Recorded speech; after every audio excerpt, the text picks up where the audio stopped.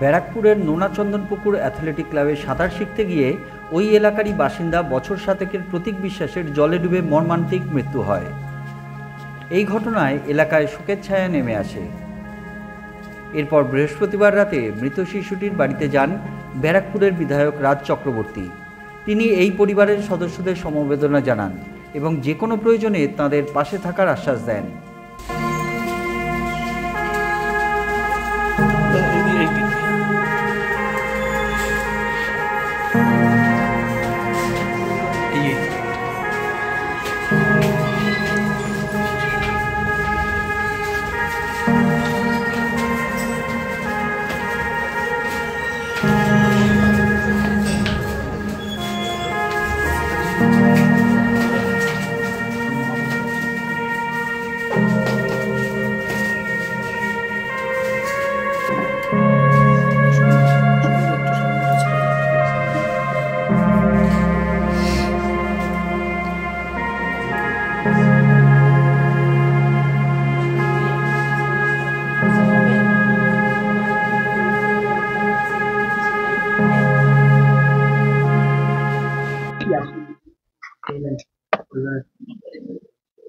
কি বলবো, আমি মানে স্পিচলেস অ্যাকচুয়ালি।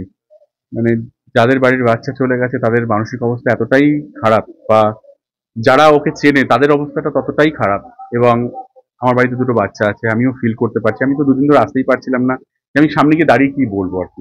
ওনারা একটা জিনিসই চান, সেটা হচ্ছে যে যার গাফিলতির জন্য এই বাচ্চাটার প্রাণ গেছে তাদের জাস্টিস চান উনি, এবং ওনারা আইনত যা যা প্রয়োজন আছে সেগুলো ওনারা করবেন।